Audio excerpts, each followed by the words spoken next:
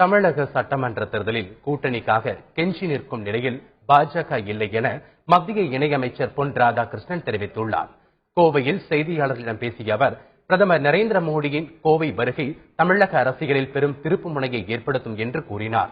பிரதமர் பங்கேற்கும் மாநாட்டில் லட்சக்கணக்கான மக்கள் கலந்து கொள்வார்கள் என்று அவர் தெரிவித்தார்.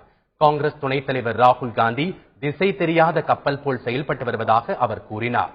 தமிழக சட்டமன்ற தேர்தலில் கூட்டணிக்காக கெஞ்சி நிற்கும் நிலையில் பாஜக இல்லை என்றும் அமைச்சர் பொன் ராதாகிருஷ்ணன் தெரிவித்தார்.